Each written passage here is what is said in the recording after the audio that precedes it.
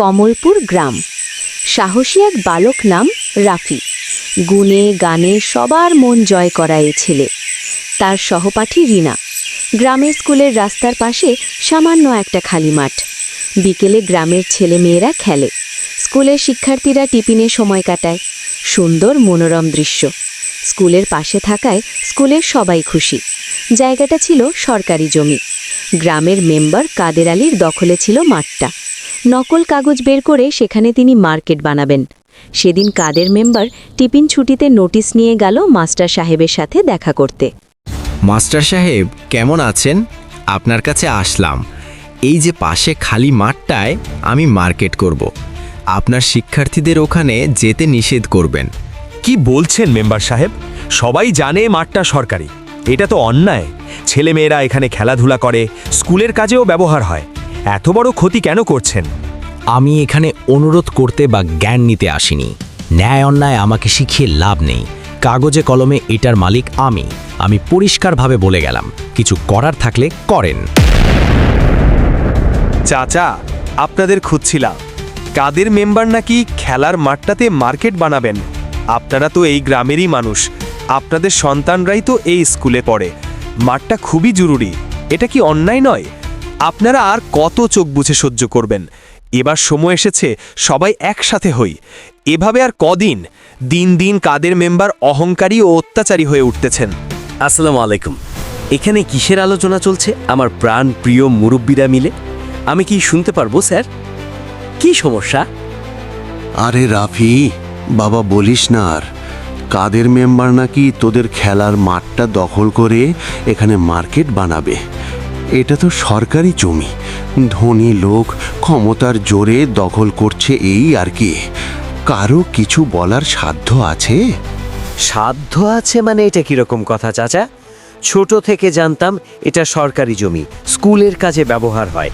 আমি এটা নিয়ে অভিযোগ করব? আমি পরিষদে যাব, আমি মিনিস্টারকে রিকোয়েস্ট পাঠাবো। উনি আসবেন, আপনারা আমার সাথে থাকুন।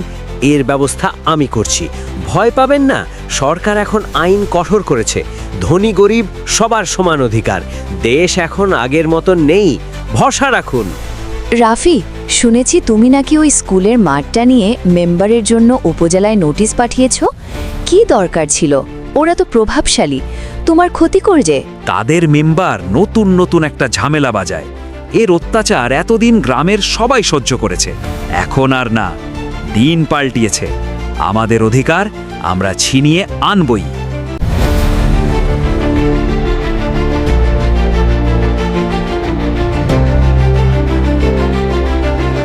স্যার, আমি রাফি। আমি উপজেলায় পত্র পাঠিয়েছিলাম। বিষয়টা হচ্ছে, মেম্বার আঙ্কেল আমাদের খেলার মাঠটা ছিনিয়ে নিতে চায়। আমরা ছোটবেলা থেকে জেনে এসেছি এটা গভর্নমেন্টের জায়গা। বর্তমান সমাজে যে হারে যুবকরা মাদকাসক্ত, বিভিন্ন ধরনের সামাজিক যোগাযোগ মাধ্যমকে বেছে নিয়েছে, সেই হিসেবে আমাদের গ্রামের ছেলেরা বিকালে সময় কাটায় এই মাঠে। তাছাড়া অনেক দিন যাবৎ এটা স্কুলের কাজেও ব্যবহার হয়ে আসছে। মেম্বার আঙ্কেল জমি নিজের নামে পড়ে নিয়েছেন। এটা কিন্তু অন্যায়। তবে আমাদের যথেষ্ট পরিমাণ এভিডেন্স আছে এটা সরকারি জমি। ব্যক্তিগতভাবে কেউ এটা ভোগ করতে পারবেন না। আপনাকে আমি সব ফাইলপত্র দিয়েছি। দয়া করে আমাদের ন্যায্য অধিকারটা ফিরিয়ে দেওয়ার ব্যবস্থা নিন। বাহ, বেশ তো, সুন্দর বলেছ। তোমাদের মতো যুব সমাজ আমরা চাই। আমি আমার অফিসে বসে সব কাগজ ফাইলপত্র দেখেই এসেছি। চাইলে আমি নোটিশ পাঠিয়ে ব্যবস্থা নিতে পারতাম। আমি এসেছি আপনাদের সবার অধিকার আপনাদের হাতেই তুলে দিলাম।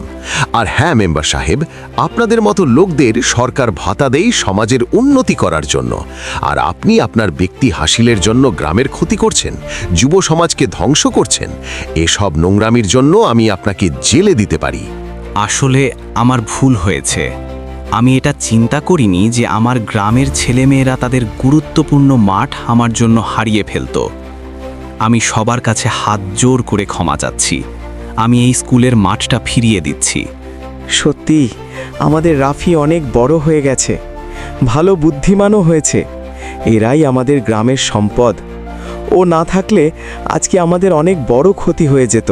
স্কুলের শিক্ষার্থীরা তাদের খেলার মাঠ ফিরে পেয়ে অনেক খুশি। শিক্ষকরাও অনেক খুশি হয়েছে।